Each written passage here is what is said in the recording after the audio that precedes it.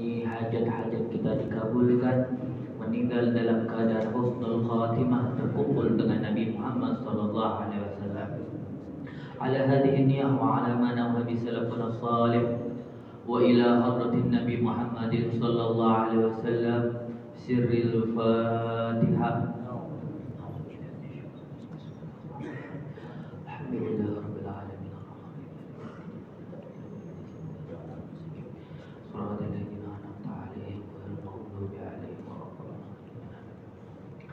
Bismillahirrahmanirrahim. Minggu kemarin diterangkan di dalam kitab Khasaisil Ummatil Muhammadiyah, ya, diriwayatkan dari Sayyidina Jabir bin Abdullah bahwa Rasulullah sallallahu alaihi wasallam bersabda, "Idza kana akhiru lailatin min Ramadan, ghafarallahu lahum jami'a." Minggu kemarin dijelaskan bahwa malam terakhir daripada bulan Ramadan Allah akan mengampuni umat Nabi Muhammad sallallahu alaihi wasallam. Dari tadi malam sampai sekarang ini adalah malam penuh ampunan. Ini malam penuh ampunan. Tapi yang Allah ampuni di sini adalah ampunan yang antara kita kepada Allah Subhanahu wa taala. Jadi dosa-dosa kita yang berhubungan kepada Allah ini Allah ampuni. Adapun antara kita kepada manusia ini yang harus kita selesaikan sendiri. Jadi di dalam yang kita ajarkan, yang kita pahami daripada agama Islam ini kita harus baik antara kita kepada Allah dan harus baik juga antara kita kepada manusia. Nabi Muhammad SAW pernah ditanya, Nabi, bagaimana ketika orang itu baik kepada Allah, tidak baik kepada manusia? Sama Allah baik, sholat, puasa, zakat, tapi sama manusia gak baik. Jawabnya Nabi Muhammad SAW, huwa finnar. Bisa jadi gara-gara dia gak baik sama manusia, dia masuk neraka. Lalu ditanya lagi, Nabi, seandainya dia baik kepada manusia tapi tidak baik kepada Allah, sama manusianya baik, suka sosialisasi, suka bantu, tapi gak sholat, gak puasa, gak zakat, katanya Nabi Muhammad, huwa finnar, dia juga bisa masuk ke neraka. Jadi kita diajarkan antara kita hablum minallah, kita ke atas harus baik, kita ke samping juga harus baik. Kita lihat ibadah-ibadah kita. Kita sholat, gerakannya itu banyak, semuanya memuji kepada Allah. Tapi diakhiri apa? Dengan salam. Assalamualaikum warahmatullahi. Assalamualaikum warahmatullah. Salam atas kalian hamba Allah, salam atas kalian hamba Allah. Sama Allah baik, itu akhiri dengan baik kepada manusia. Kita puasa Ramadan 30 hari, 29 hari kita menahan lapar. Kita diajarkan menutup puasa dengan membayar zakat. Zakatnya dengan beras. Jadi antara Allah harus baik, baru diajarkan juga harus baik kepada manusia. Nah, ini di hadis tadi dijelaskan bahwa kita nih ketika malam terakhir Ramadan ini Allah akan ampuni dosa kita. Tapi antara kita kepada Allah. Adapun yang ke manusia kita harus selesaikan sekarang. Harus kita minta maaf sendiri. Karena Allah Subhanahu wa taala ini tidak akan mengampuni dosa kita kepada orang lain sampai orang tersebut yang memberikan maafnya terlebih dahulu. Jadi kita kalau misalkan menzalimi orang, Allah gak bakal ampuni sampai orang yang bersangkutan ini yang memberikan maaf duluan. Kita pernah ngomongin orang, ini dosanya gak bakal Allah ampuni sampai yang orang yang kita omongin ini memberikan maafnya. Makanya disebutkan di dalam hadis, al-ghibah asyaddu minaz zina. Ghibah itu lebih besar daripada dosanya, lebih besar daripada zina. Fa inna sahibuz zina, karena sesungguhnya orang yang melakukan zina, qad taba fataballahu alaih, ketika dia taubat kepada Allah, Allah langsung terima taubatnya. Tapi kalau misalkan dia ghibah, ketika dia bertaubat, Allah tidak akan menerima taubatnya sampai orang yang digibahin memberikan maafnya. Jadi dosa kepada manusia ini lebih berat, sekecil apapun, tapi kalau bersangkutan kepada manusia ini lebih berat. Kalau kita tidak selesaikan sekarang di dunia, nanti urusannya akan diperpanjang sampai akhirat. Pernah Nabi Muhammad SAW, ya, disebutkan dari Sayyidina Abi Hurairah radhiyallahu anna Rasulullah SAW mengatakan, beliau Rasulullah SAW bersabda, di antara sahabatnya beliau menanya, atadruna manil muflis, tahulah kamu siapa orang yang rugi, kata Nabi. Maka para sahabat menjawab, al-muflisu fina man la dirhama lahu wala mata. Ya Rasul, orang yang rugi di antara kami, dia ini hidup gak punya harta dinar, gak punya dirham, gak punya harta sama sekali. Badannya mampu, tapi dia gak punya sepeser pun, gak punya harta sedikit pun. Rugi orang itu, kata para sahabat. Maka Nabi menjawab, al-muflisu min ummati ya'ti yaumal qiyamati bi salatin wa siyamin wa zakatin. Orang yang merugi adalah dari umatku adalah mereka yang nanti di hari kiamat datang dengan banyaknya salat, banyaknya zakat, banyaknya puasa. Ketika datang di hadapan Allah, dia ini membawa pahala yang banyak. Tapi ketika ternyata di persidangan Allah, wa ya'ti qad syatama hada wa qadafa hada wa akala mal hada wa safaka dama hada wa daraba hada. Tiba-tiba datang orang yang pernah dia caci, pernah orang yang dituduh macam-macam, pernah datang orang yang pernah dia pukul, pernah datang orang yang pernah dia ambil hartanya, orang yang pernah dia tumpahkan darah. Mereka datang mengadu kepada Allah, minta pengadilan kepada Allah Subhanahu wa taala. Dan di hari itu jabatan kita, kekayaan kita tidak bisa menolong kita. Akhirnya apa yang Allah lakukan di persidangan tersebut? Fayu'ta hadza min hasanatihi ila hasanatihi. Karena mereka dizalimin, Allah Zat yang Maha Adil, pahalanya orang ini yang banyak diberikan kepada mereka orang yang pernah dia zalimin.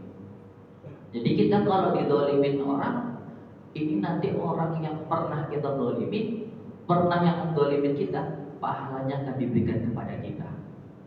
Dan kita kalau pernah menzalimi orang lain, pahala kita pun akan diberikan oleh Allah kepada orang lain.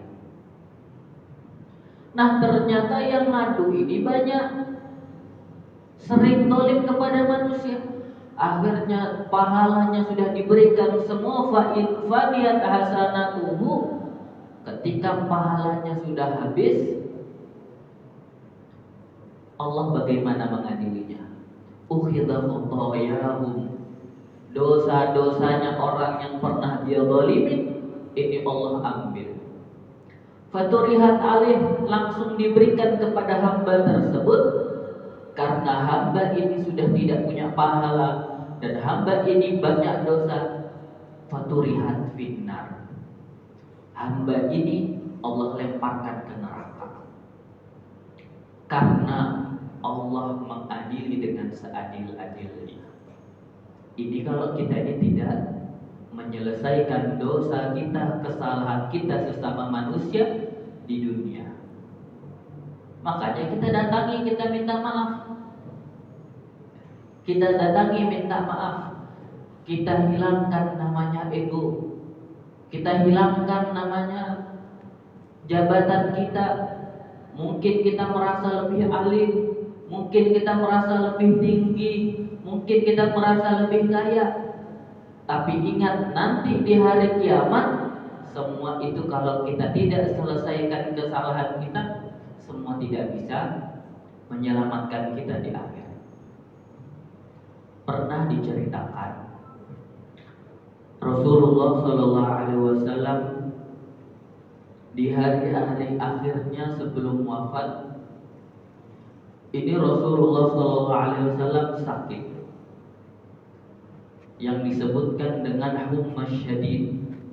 Hari-hari Rasulullah sakit parah, demamnya sangat tinggi, sehingga ketika waktu subuh Rasulullah ini tidak ada di masjid. Sayyidina Abu Bakar, Sayyidina Bilal ketika melihat tempat duduknya Rasulullah, mendekati waktu iqamah belum datang Rasul. Ini sahabat langsung menangis. Kenapa? Karena tahu Rasulullah SAW sedang sakit parah. Kemarin masih bisa ke masjid, sekarang sudah mulai tidak bisa. Akhirnya waktu sholat pun terundur. Maka Sayyidina Bilal, Sayyidina Abu Bakar radhiyallahu an, beliau memerintahkan putra dari beliau, ya Ja'far, iti Rasulillah. Wahai Ja'far, datangi Rasulullah. Nahnu lam nusalli, katakan kepada Nabi bahwa kita belum sholat. Ternyata Rasulullah ini udah nunggu. Beliau ini tidak bisa ke masjid, beliau nunggu sahabat. Akhirnya Rasulullah minta dibopong. Beliau jalan ditemani oleh sahabatnya.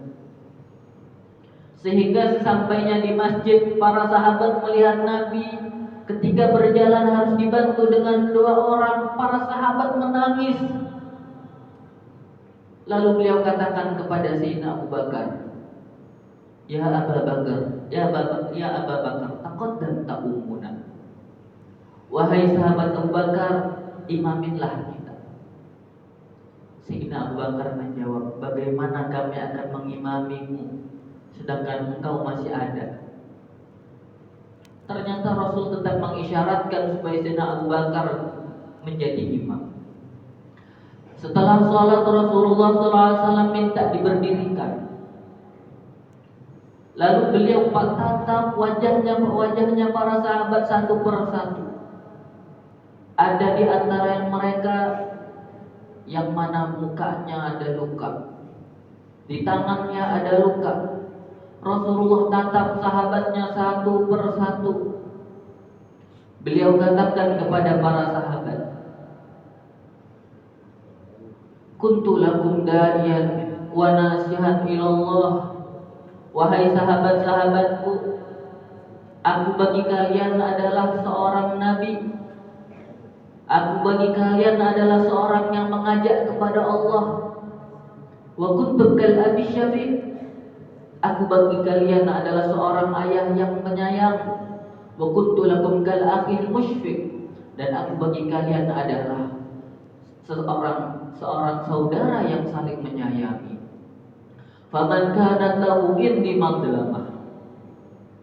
Maka Nabi berkata, siapa orang yang pernah muzalimin, kata Nabi, falyakum, hendaknya kalian berdiri, falyaqtassu minni qabla al-qisas yaumal qiyamah. Balas aku sekarang sebelum pembalasan Allah di hari kiamat. Ini Nabi lagi sakit, lagi gak mampu, tapi Nabi bilang kepada sahabatnya, kalau aku punya salah, balas sekarang, sebelum kalian membalasku nanti di hari kiamat di hadapan Allah. Ini Rasulullah yang disifatkan dalam Al-Quran, wa innaka la'ala khuluqin azim, bahwasannya Rasulullah SAW ini akhlaknya sangat mulia, sangat agung. Tapi beliau takut memiliki salah kepada orang lain. Beliau meminta para sahabatnya untuk membalas beliau. Beliau meminta maaf kepada para sahabat. Sehingga kalimat ini Nabi ulang-ulang. Siapa yang pernah kudzalimin, balas aku sebelum kalian membalasku nanti di hari kiamat. Para sahabat semakin menangis, tertunduk. Ini Rasul dalam keadaan sakit, tapi ternyata ada sahabat yang berdiri, yang bernama Ukasah. Sahabat ini mengatakan, ya Rasulullah, engkau mengulangi kata-kata tersebut seakan-akan ini perintah. Seakan-akan ini perintah. Ya Rasul, entah sengaja ataupun tidak, cambukmu pernah mengenai kulitku.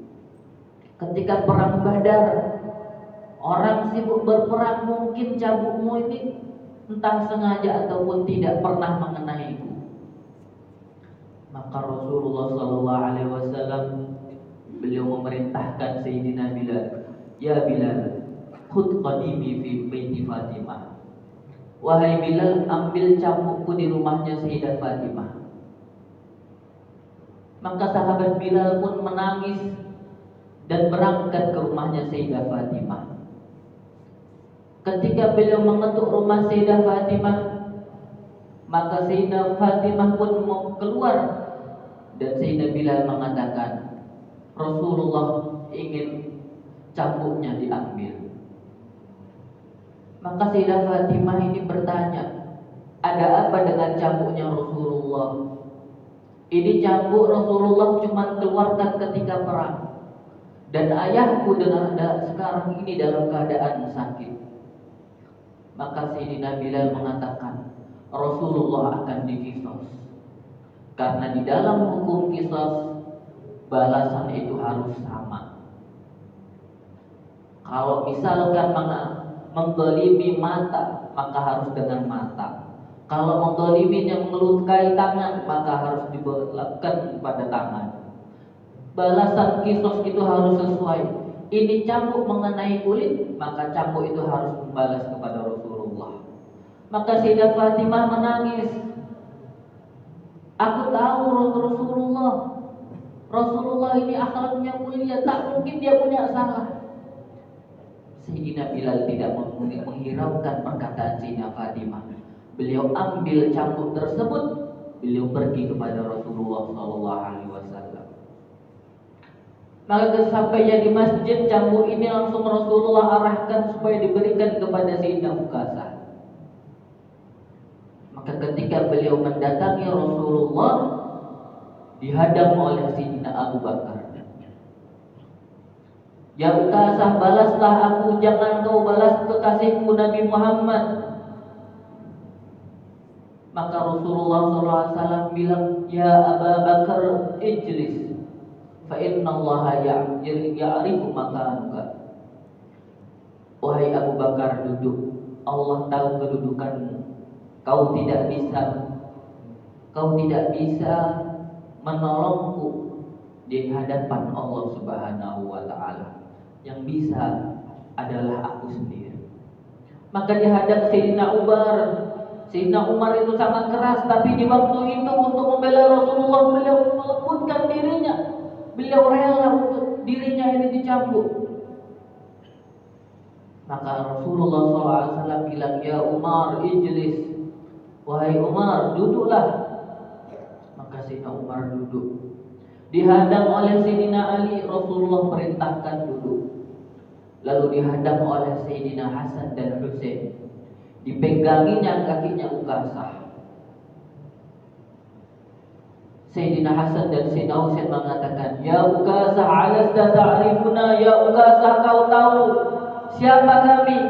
Ana zibtu Rasulillah, kami ini adalah cucunya Rasulullah.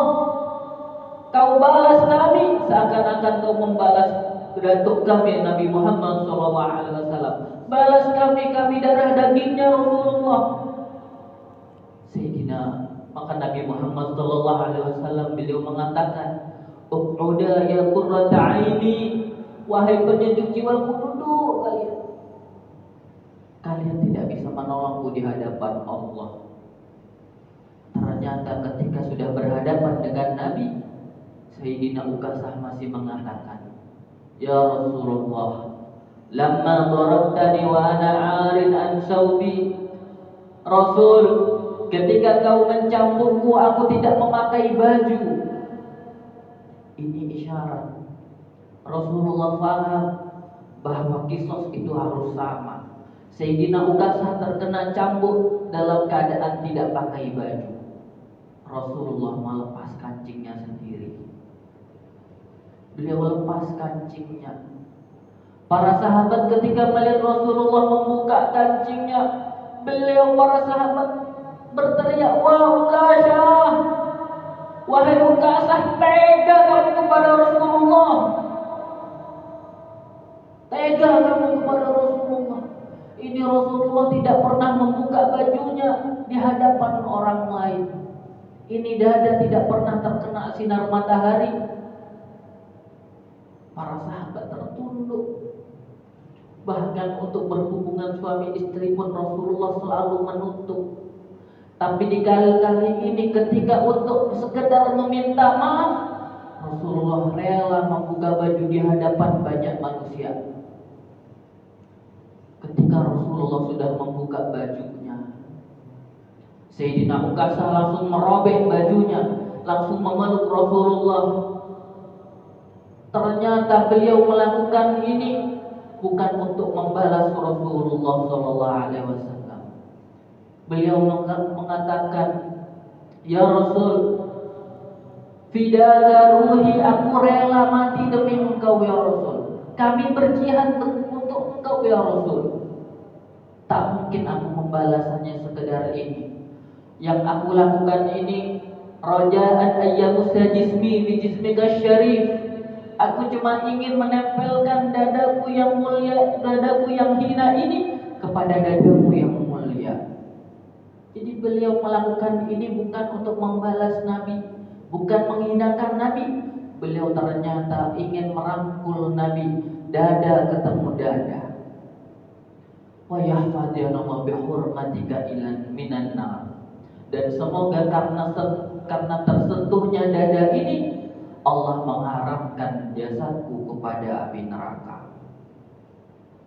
Rasulullah SAW menjawab, "Man arada an yanzura ila ahli jannah falyanzur ila hadzal syabab." Siapa orang yang ingin melihat ahli surga, lihatlah orang ini. Dia rela melakukan semuanya. Ternyata orang ini cinta kepada Nabi Muhammad SAW. Kurang tinggi apa makomnya Rasulullah? Sebaik-baiknya makhluk yang pernah Allah ciptakan adalah Nabi Muhammad SAW. Pemimpin daripada semua pemimpin, pemimpinnya para nabi, pemimpinnya daripada semua umat, itu adalah Nabi Muhammad SAW. Tapi sekedar meminta maaf, beliau hilangkan itu semua. Beliau mengutamakan meminta maaf. Beliau takut punya salah kepada orang lain. Ini Rasulullah yang padahal sifat daripada para nabi itu maksum, tidak pernah salah, terjaga. Tapi beliau takut punya salah. Bagaimana kita? Kita sebagai seorang suami, sebagai seorang istri, sebagai seorang anak, sebagai seorang saudara, sebagai seorang tetangga, pasti di antara kita pasti memiliki banyak salah. Di dalam hadis disebutkan kullu bani adam khata'un. semua manusia itu pasti salah. Wa khairul khata'in al-mustaghfirun. Tapi sebaik-baiknya orang yang bersalah mereka yang meminta ampun, meminta ridho, meminta maaf. Jadi harus diselesaikan antara kita kepada manusia. Yang perlu kita minta maaf bukan kenalan kita yang jauh, bukan kenalan kita, teman lama kita yang jauh, teman masa kecil kita. Itu nanti. Yang perlu kita minta maaf pertama kali seperti yang disebutkan di dalam Al-Quran. Nanti di hari kiamat itu semua orang akan lari. Kenapa mereka lari? Karena mereka takut akan dosanya. Yauma yafirrul mar'u min akhihi. Hari kiamat itu nanti orang akan lari dari saudaranya. Kenapa mereka lari? Karena mereka tahu dosa mereka di antara sesama. Kenapa Allah menyebutkan pertama kali manusia akan lari kepada dari saudaranya? Terkadang kita antara saudara kita merasa lebih besar. Terkadang kita merasa lebih dicintai oleh orang tua, sehingga kesalahan itu kadang kita lupa minta maaf. Bahkan kadang puluhan tahun ada orang putus silaturahmi padahal kakak adik. Kadang masalah warisan, perkara warisan gak diberikan haknya. Padahal 1 rupiah sedikit pun, kalau misalkan itu hak saudara kita dan kita tidak berikan, nanti urusannya adalah berat di hadapan Allah Subhanahu wa Ta'ala. Kalau sama orang tua masih sering memaafkan. Tapi kalau sama saudara, terkadang puluhan tahun pun masih belum selesai. Puluhan tahun masih gak memaafkan. Jadi yang pertama kali kita minta maaf ini saudara. Banyak orang putus silaturahmi antara saudara. Makanya Nabi Muhammad SAW setiap malam-malam yang mulia, ya, malam-malam yang mulia, malam nisfu Sya'ban, malam Lailatul Qadar, malam Idul Fitri, malam Idul Adha. Setiap malam-malam yang mulia ini Allah haramkan kemuliaan tersebut terhadap orang yang memutuskan silaturahmi. Banyak gak orang putus silaturahmi antara saudara? Banyak. Kadang tuh masih ada keluarganya di Jawa. Kenapa gak mudik? Gak ada mama, gak ada bapak, tinggal saudara aja. Lah kan masih saudara. Gak usah sudah, sini aja, lebih enak. Tak mau putus, gak mau nyambung. Kadang pun gak ditelepon. Banyak tak kayak gitu? Banyak. Pertama kali yang harus disambung ada menyambung silaturahmi antara saudara. Baru dosa kita yang paling banyak kepada siapa? Wa ummihi wa abihi, kepada bapak dan ibu. Sering kita mengabaikan panggilannya, mengabaikan perintahnya, mengabaikan larangannya. Ini nanti kita minta maaf. Kita mudik untuk apa sih? Untuk orang tua. Orang rela habis waktu di jalan kepanasan, mengeluarkan banyak. Demi siapa? Demi orang tua. Maka kalau kita bisa mudik, kita mudik. Kita minta ridho kepada orang tua kita. Seandainya sudah tidak ada, kita datangi kuburannya. Walaupun kuburannya di luar kota, kita datangi, kita ziarahin. Kita minta ridho kepada orang tua kita. Wa ummihi wa sahibatihi wa bani. Kemudian kita minta maaf kepada istri atau suami kita. Baru kepada anak-anak kita. Jadi kita nanti ini orang yang pertama kali kita wajib dapatkan maafnya, dapatkan ridhonya adalah orang-orang terdekat kita dahulu.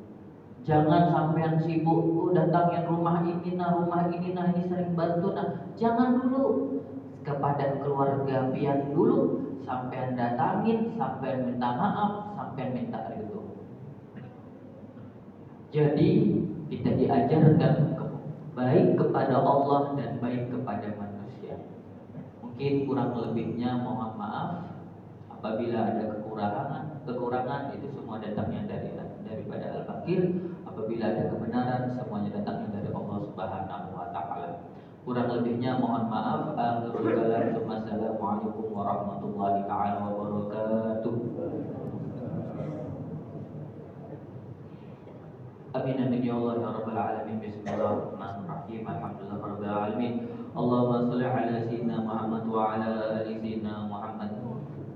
اللهم انا نسالك علما نافعا وعملا متقبلا ورزقا حلالا واسعا طيبا مباركا ونسالك ذنبا مغفورا. اللهم ارزقنا فهم النبي وحفظ المرسلين والهام الملائكه المقربين.